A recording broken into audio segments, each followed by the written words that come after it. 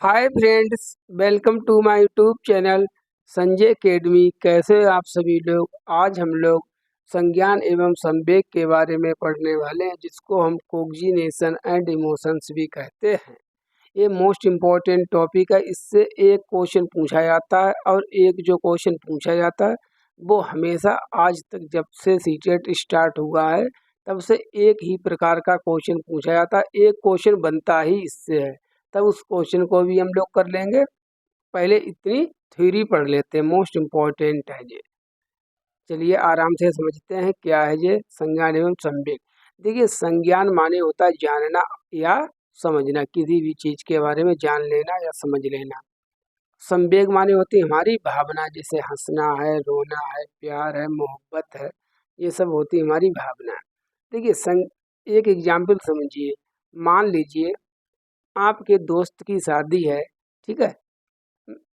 तब आप वहाँ पर गए और वहाँ पर डीजे चल रहा, तब आप नाचेंगे गाएंगे। अगर आपको समझ है कि यहाँ पर माहौल कैसा है, शादी का माहौल है, तो हमको खुशी जाहिर करनी है। अगर मान लीजिए आपको संज्ञान ही नहीं है, समझ ही नहीं है कि खुशी है कि दुख है, तब आप वहाँ जाके रोने लगे तो हो सकता है आपकी वहाँ पर पिटाई हो जाए, क्योंकि वहाँ तो रोने का थोड़ी ना, वहाँ तो हंसने का स्थान है, वो तो खुशी जाहिर करने का है। तो हम में और एक पागल इंसान में फ़र्क क्या होता है, वो ये नहीं जानता है कि क्या संज्ञान हमको लेना है, किस प्रकार की हमको भावनाएं व्यक्त करनी है। अब मान लीजिए जैसे किसी की डेथ हो गई है, अब तब हमको वहाँ पर हंसना नहीं है ज़ोर से, वहाँ पर हमको दुख व्यक्त करना है। तब स्थिति के अनुसार हमारी जो है भावनाएं प्रभावित होती हैं और भावनाएं से संज्ञान प्रभावित होता है, ठीक है। तब ये एक दूसरे को प्रभावित करते हैं। संज्ञान करता है संवेग को और संवेग करता है संज्ञान को। इसीलिए जैसे मान लीजिए है ये है कोग्जिनेशन, ये है हमारा इमोशंस। तब कोग्जिनेशन इमोशंस को करता है और इमोशंस कोग्जिनेशन को प्रभावित करती हैं। तब दो दिशाएं हो गई, एक दिशा दो दिशा।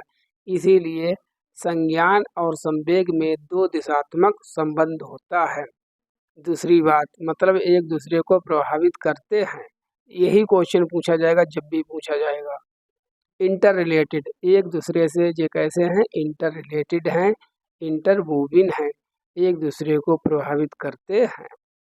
लेकिन एक जेरोनिक थे, उन्होंने कहा था, उनके अनुसार अगर आ जाए तब, कि इमोशंस एंड कोग्जिनेशंस इंडिपेंडेंट। इनके अनुसार जो संवेग एवं हमारा संज्ञान होता है वो स्वतंत्र होते हैं। किसके अनुसार, जब नाम लिखा हो जेरोनिक के अनुसार।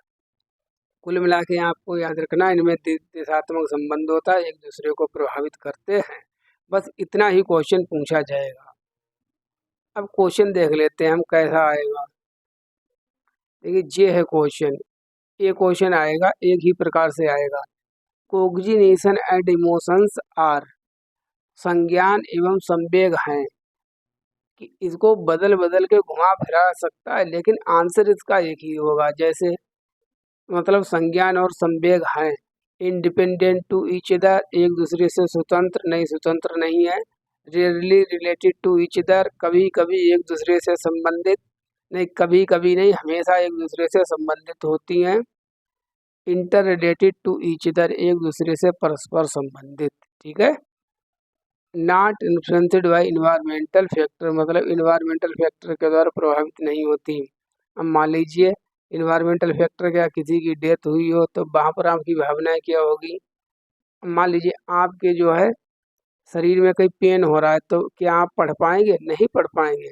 तो या कहीं बाहर डीजे चल रहा है जोर जोर से, ठीक है, तब आपको अगर उसकी आवाज़ आ रही तब भी आप नहीं पढ़ पाएंगे। तब हमको इन्वायरमेंट जो है वो प्रभावित करता है।